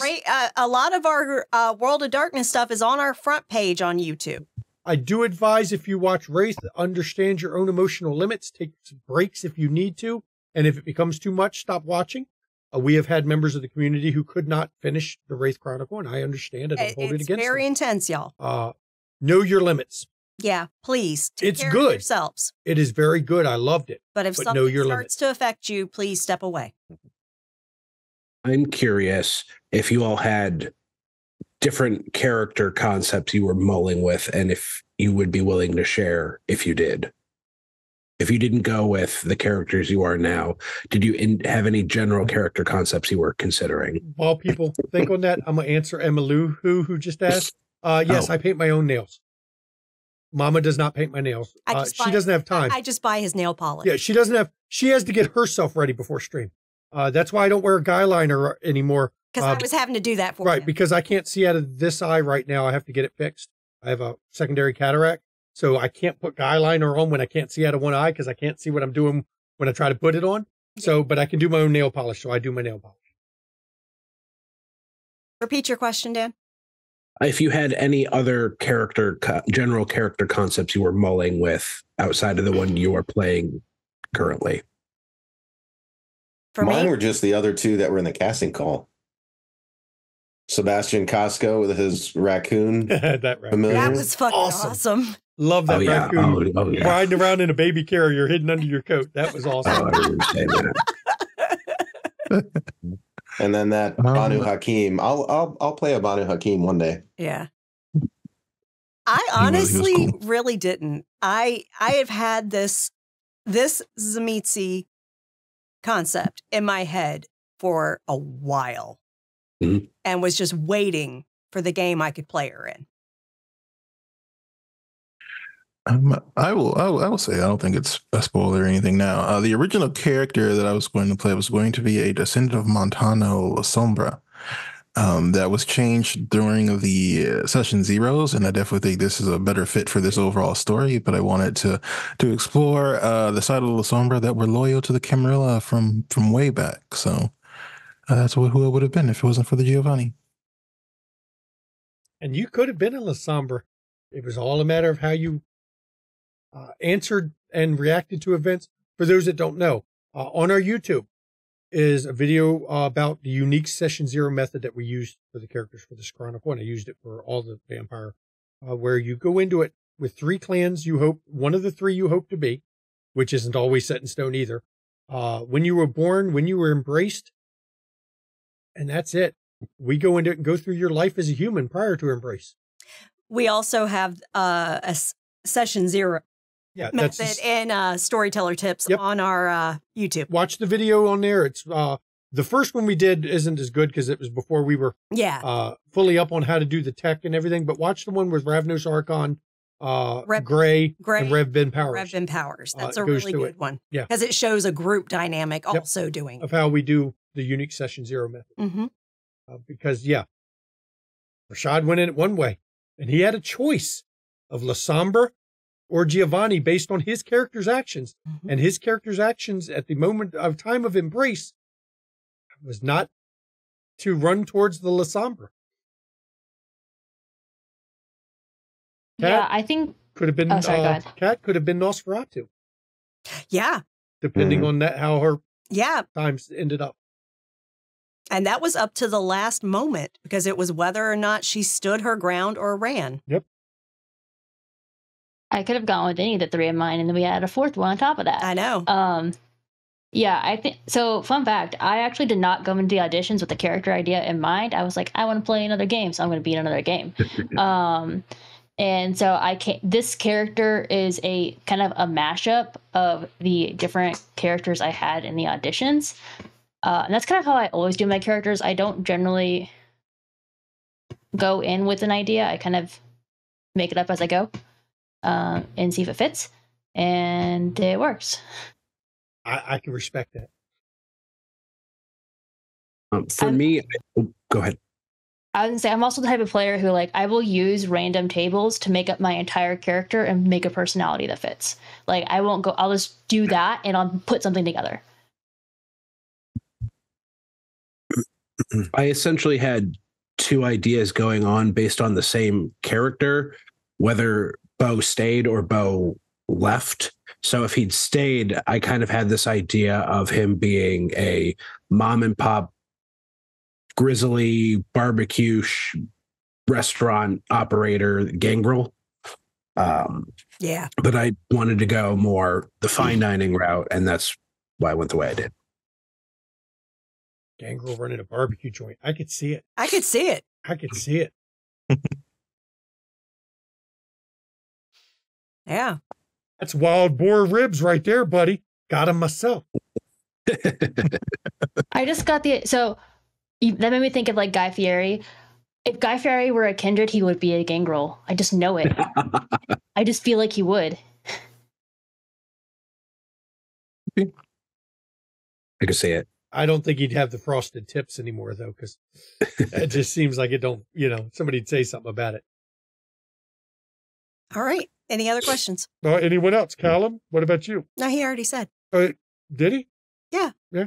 He talked about you played the different characters. Oh, yeah, that's right. Yep, that's right. Because I love the raccoon, though. Fucking raccoon was awesome. And I love that it was literally you and Red. No, Red, was it? No, it was... it was me in a house. Yeah, it was... you and no, it was... we had the... teamwork. It was Aaron. Familiars. Yeah, it was the raccoon with Aaron and Morgan. Yeah. But no, y'all two had the tag team of your pets. The owl and the snake. owl and the snake. The owl and the snake. Yeah. I love how this owl dropped the snake down a fucking chimney. Yes. Like, what is that? And Callum had the raccoon that liked to hop up on the back of the seat and pat people on the head. Yeah. Which is a true story from my own life because my uncle had a pet raccoon that used to do that to him all the time. Cheeto dust. Yeah. That's so adorable. Yep. All right. Anyone else questions? Last I answered Emmy Lose. Last call. I have a question. I'll ask a question. Sure. So since something like the Daughters of KoFi have been revealed, are there any other things in the lore that you'd like to see in the future seasons? Beckett. I say that every Chronicle, though. We have somebody who can play Beckett.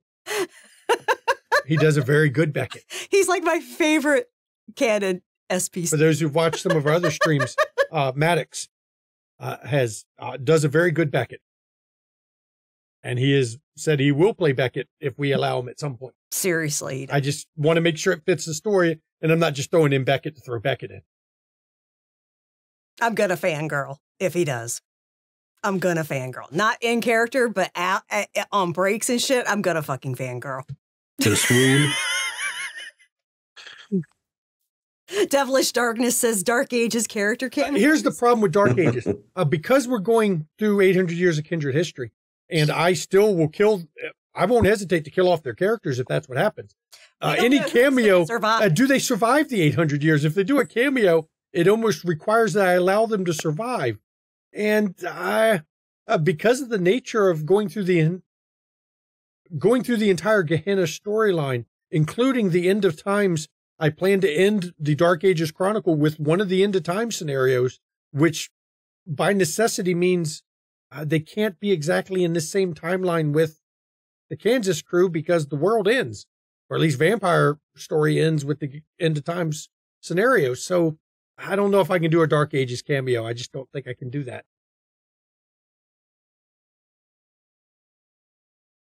It's tough. I would love to meet Hesha, Theo, or Kim and Tiri. I don't think the latter would be very pleasant to meet, at least for us. But those would be my three if I could pick. We had Theo Bell in Windy City. He was in the Memoriam, played by everyone's favorite, Gavin. Yep. Lamar Cade's player actually played so well. Theo Bell. Yeah. He did a good Theo Bell. He was great at that. That was awesome. Mm-hmm. Not saying it's impossible for him to show up because Theo's still around. Mm-hmm. I think I would say Hesha 2, because that was one of the lore sheets that we were considering for Gwen until I looked at the abilities, and this other one fit Gwen better. But like, I think that'd be a good opportunity for Gwen to explore meeting like an older kindred who has similar interests. And like, from my understanding, he basically just like collects information. Like he just knows a lot. Yeah.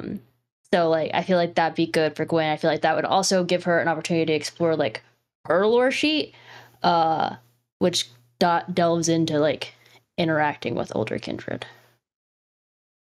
I'll make a note.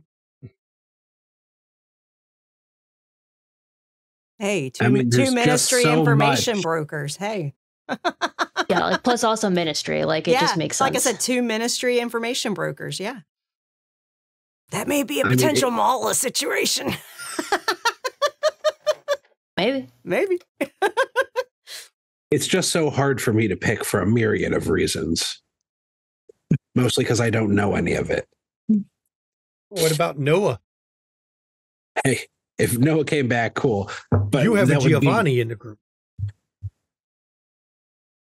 Yeah, he can summon Again, Noah wraiths. would just be bitching about the pamphlets the whole time. Yes, he would. That's Anyone who's watched Wraith will know who the Noah reference is. Mm-hmm. That was his character. All of my games exist in the same universe.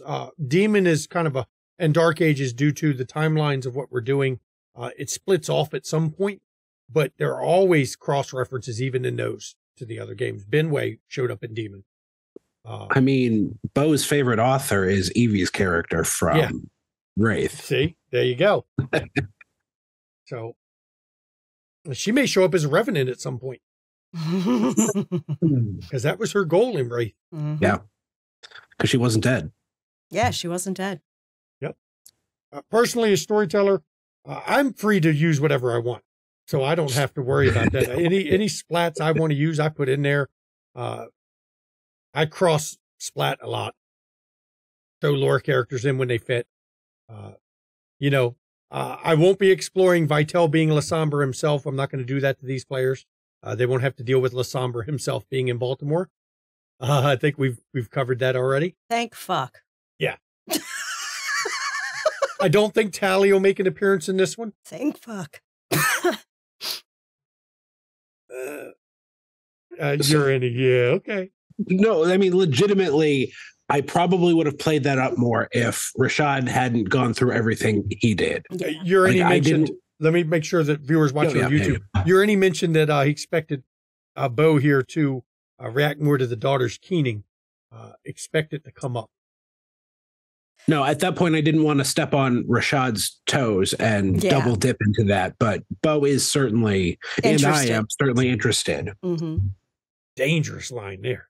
Emilu, who does have one question, will we see the daughters again in future seasons? Oh, fuck yeah. They're one of the powers in the city. Yeah. They'll come up from time to time. The group now knows if you provide the right information to the Watchers, that the daughters feel is valuable, they will repay information with information.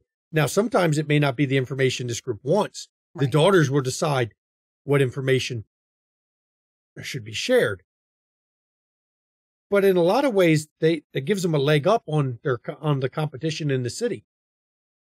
They know that they can get stuff for other things, which, as storyteller, means it encourages the players to share shit with the Watchers instead of always bundling it up, knowing it might get back to someone that benefits them.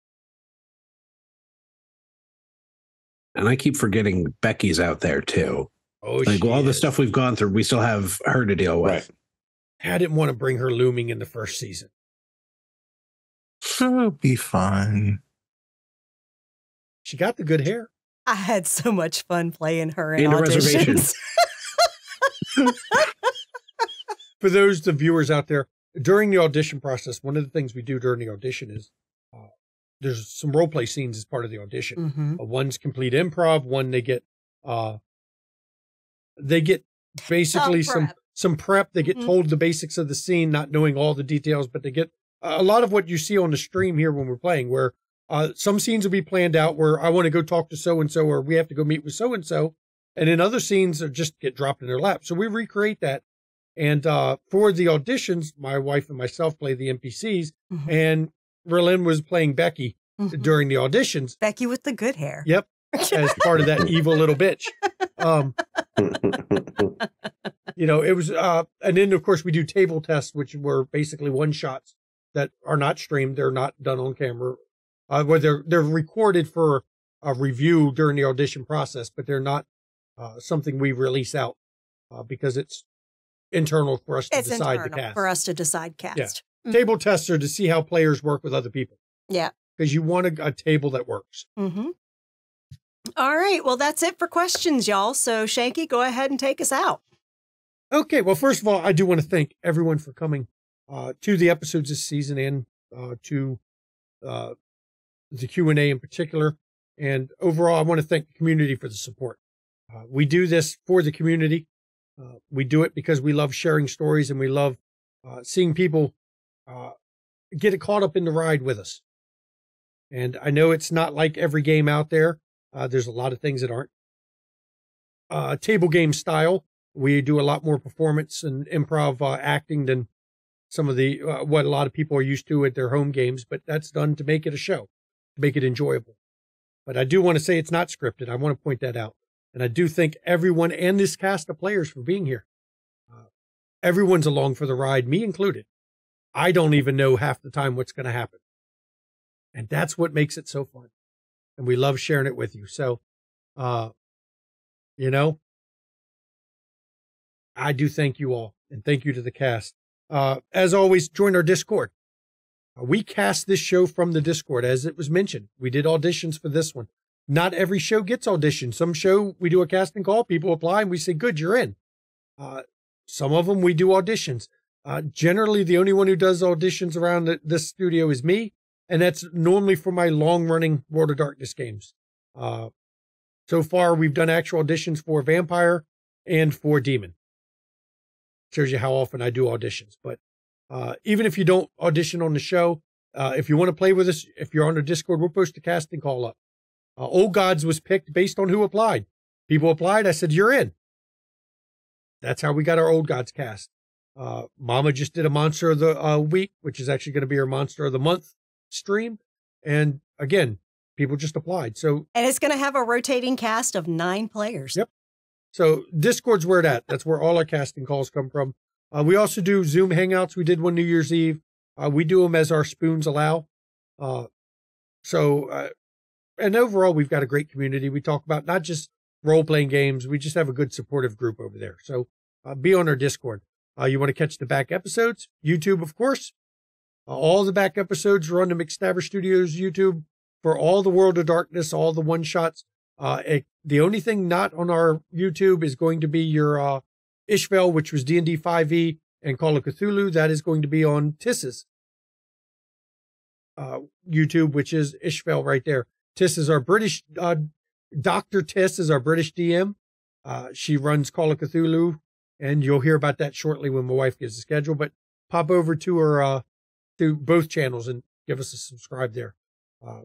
If you're watching this right now on Twitch, we don't sublock anything. So you can always watch for the, however many days, I think 60 or 90 days it allows it on Twitch. But once it expires off Twitch, you'll always find it on our YouTube. Even the stream that shall not be named. Ghost Hunters 2. That's the new stream that shall not be named. Even it's on there. You want to catch some amazing content creator. Check out our friends list. One of them right over here. We got Junie Von Esch, of course. That's over at the RPG table. She's back on Saturday nights. You'll see her in Changeling. You see her in our Dark Ages game. So, Junie Von Escher. Ravnos Archon, he's our mage storyteller. I have heard a rumor he'll be opening up a mage casting call before too much longer. This one is not going to be a miniseries. This is going to be him kicking off a long-form chronicle on our channel. Chronicle. Yep. So check out Ravnos Archon's channel. You'll see him playing in Dark Ages when it returns. You also see him in Changeling, and you'll see him next Friday in Old Gods. So he has his own channel, but damn, he spends a lot of time on this channel. Just saying. You want to get some studio merch? Go to our merch store, sign in, please. If you're watching on YouTube, go to Zazzle.com, McStabber_Studios. That's our channel, our store over there. You got to be signed in. There's adult shit. We have foul language on some of our merch. Wish a motherfucker would. You want to be a camp counselor. Everyone likes to be a camp counselor there. And it even has on the back, counselor. Yep. So check out our merch.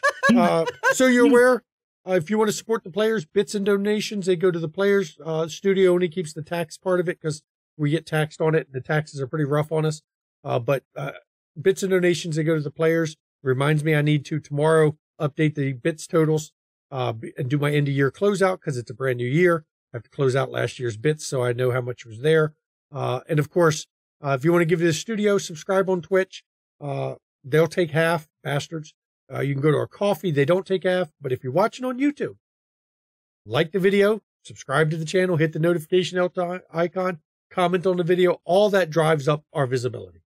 And I will say we have more YouTube followers than we have Twitch followers, which is very odd considering we started on Twitch. But for some reason, a lot of people like to watch us on YouTube. So I thank you for being there on YouTube.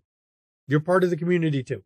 That's it. Now I can give my wife for her the schedule. Yeah. So thanks everyone for joining us tonight. And this will be returning on, is it February 9th? February 9th. Yeah, February 9th, Friday, February 9th for season 2. So coming up over the next week, tomorrow at 3 p.m. Eastern is Call of Cthulhu 7E London Esoteric Society, run by our amazing keeper, Dr. Tiss, as her crew of investigators are in around circa 1900 London general region, looking into all the sus-ass shit and losing their sanity. Some weeks you'll see Ree down there in it. Mm-hmm. Tiss has a big cast that rotates through as availability works. Yep. You'll see your Annie from played Roscoe in Windy City. Yep. I mean, there's Eben Blade who played in Windy City as well. Mm-hmm. Oh my gosh, there's so many people. Gray's in there. Ignis From time to time. Ignis in there. He's always a troublemaker. Yeah. Ignis, he's a troublemaker. He is a Showtime Demon is a troublemaker. I'm just saying. And Mama Distracted is in it as well. Who was from Haunted Chronicles back when it was on our channel. Yep. But yeah, so definitely join them tomorrow at 3 p.m. Eastern for a... They're back after break. I'm they're afraid back to know after it's coming. Break, but it is a palate cleanser after the dark stuff that Shanky runs. Okay, I'm just telling you. She runs a little lighter hearted Call of Cthulhu than I run. It doesn't get intense because it is Call of Cthulhu, but it's still, yeah. She runs a different tone of game, and it's a lot of fun. And we love her there for it because someone's got to lighten the mood around here because I sure as hell don't. Absolutely. But yeah, and then of course Wednesday, 8 p.m. Eastern, join us for Changeling the Dreaming Stained Glass, Season 1, Episode 6. Yeah. Yeah. We are definitely doing some things. I mean, we had poor Uncle Oski, the lovable troll, Grump. Jeeves Red causing problems for him. He was banging his head against things. But yeah. Literally. Yeah, literally. So join us next week as we investigate more as to who all was involved in the explosion of glamour that happened at the start of the Chronicle. So, yeah.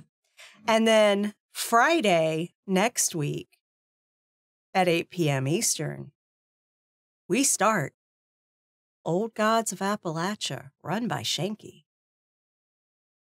Old Gods of Blood Debt. The Blood Debt. Mm-hmm. We just got word that we've got some amazing intro music. Thank you, Ford Fitch, who's in our chat here, for putting us in contact with an amazing musician. You'll find out with the intro. So we've got great intro music. That'll be fun. And you'll want to join us for the premiere. Oh, you will, because it's going to be dark. It's going to start off dark, and it's going to get darker as we play. Mm-hmm. That's how Shanky rolls. Well, it's going to be darker than Windy City or than Kansas started off for sure. Mm-hmm. The players know the setup for the game. Oh, yeah. It's not going to be pretty starting off. It's going to be great.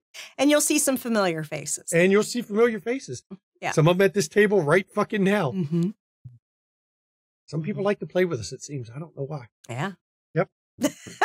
Seriously, join us for the Old Gods. That's going to be fun as we kick off our brand new mini-series. That's it. And that's what we've got going. Let me go around the table so that people can see what they're doing. Callum down there is recovering. Finish recovering. Finish getting your health back, man. Trooper down there, I got to give him mad props. Thank you. He wasn't feeling well earlier this week. I've been down all week. Yep, but he's here. And we appreciate that. Ree, let people know what you got going on, where they can find you. All right. So you can always find me over on the Rerolls, both the Twitter and the Twitch channel. We are currently on a break as we are coming back from the holidays, but we will be bringing back both our D&D campaign as well as our Vampire the Masquerade game, as well as a new Masquerade game. So I'm going to be playing a lot of vampires this year. So go ahead and check it out and we'll see what's going on. Hey, everyone loves some good vampire games. Come on, it's vampire. Go ahead and put your link to your channel there in chat. You can put that in there. House, what you got? You still got one left to do, don't you? Yeah, we had some technical difficulty. So the final episode of the Fantastic Four podcast, the number one Fantastic Four fan casting podcast on the internet, will be coming soon. But I am more than happy to tease my upcoming venture with me and a couple buddies called the Bad Accent Hall of Fame podcast, honoring the best of the worst dialects in Hollywood. You better have Kevin Costner better be mentioned in there. I mean, why spoil the honorees? I mean, I'm just saying. Because I can name a bunch of movies where his accent was horrible. He has no accent. He can't do accents. No, it's probably a safe bet. It's a safe. Make sure you include Shanky in there because Shanky sucks with accents too. He can't do accents either. Yep.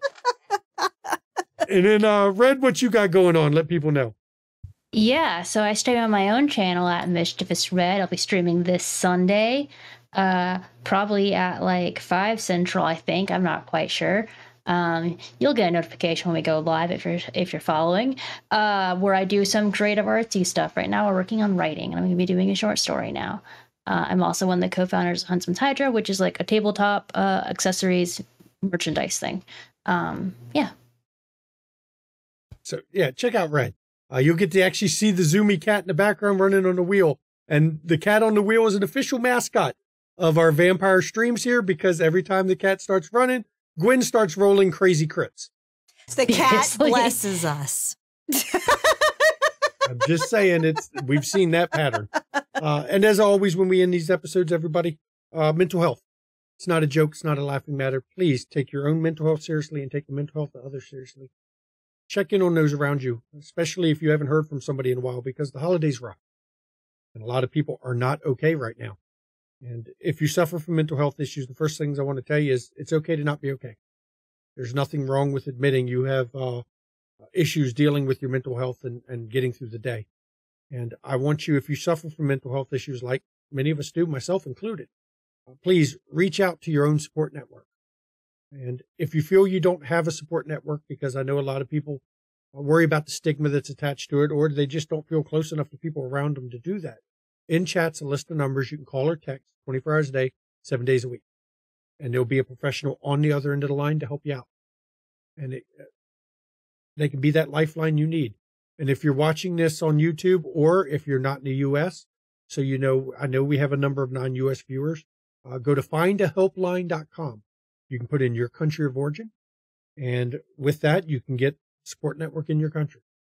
Because mental health is health, everybody. And I end every stream that I'm in with this mental health warning and this public service announcement on it, because it means that much to me. I've lost friends because of mental health, and I don't want to lose any more. So please take it seriously. And I'll turn it over to my lovely wife so she can give her portion of her outro. We have some new folks. So hi, I'm Mama McStabber. When I'm not playing games on this Twitch channel, I work professionally as a registered nurse. And I'm going to tell you, please take care of not just your mental health, but also your physical health. Make sure you get vaccinated. Get your fucking flu shots. Get your fucking COVID boosters. Take care of yourself. If you don't remember the last time you've had a tetanus shot, get a damn tetanus shot, okay? For real. Literally, take care of yourself. Take care of yourself.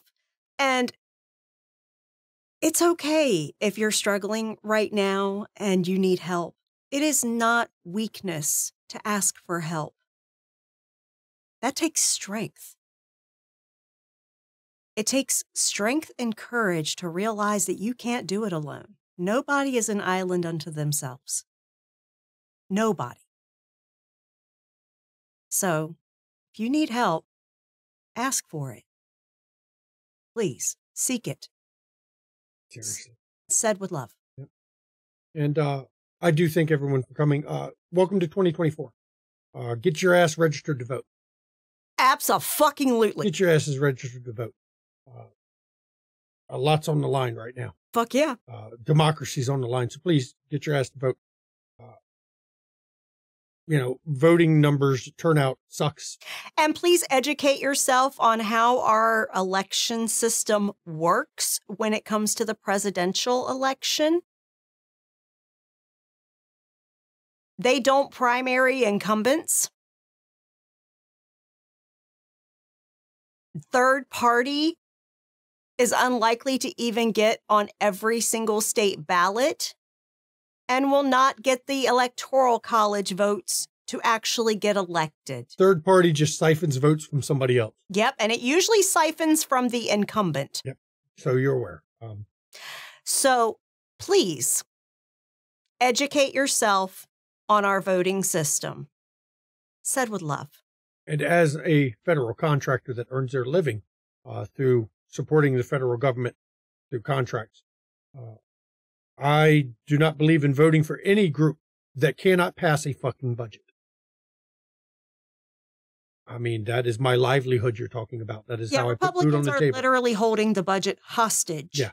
Because they don't want to give Biden a win. The House has one job to pass a fucking budget. And if you're the controlling party of the House and you haven't even put one on the table, you done fucked up. Yeah. Because it hurts not just people like me who work for the federal government. It hurts everyone when the government shut down. There's a lot of people that don't work for the government at all that get impacted heavily. It's the people that support the government indirectly. The businesses around government installations that aren't selling lunches anymore. Dry cleaners that aren't having people drop off clothes anymore. It affects everybody. So please. Yeah, it affects a lot. It affects millions. Yeah. It's more than just the government's bloated anyway. It's a lot more than that. There's a lot of people that are affected that aren't working for the government. No. They just support the government. They just support the government and their own workers. private businesses. Mm-hmm. So I do thank everyone and think on that, please. Thank you all for coming. Season 1, I enjoyed it. Can't wait for season 2. And thank you, viewers, for tuning in. Thank you, viewers. We couldn't do it without the cast, and we couldn't do it without the viewers. Absolutely. Because if we didn't have the viewers there, we wouldn't be sharing the story. And if you think your comments don't influence the story, you're wrong. Sometimes viewer comments, the players hear and they go, I like that idea. I like that idea. And it becomes, they incorporate it into their story. Yeah. Seen it multiple times. Yeah. It happens. So you get a part of it too. You just don't realize it. Y'all created the small fling that was Jackie and Lamar. That was one of them. We take, viewers throw ideas and sometimes you hear them and you're like, ooh, that would be a great storyline. And we expand on it. So, keep the comments coming. Viewers, be part of it. And I do thank you all. We'll see you, well, hopefully either tomorrow, Wednesday, or next Friday for Old Gods. Yeah. Good night, everybody. Good night, y'all.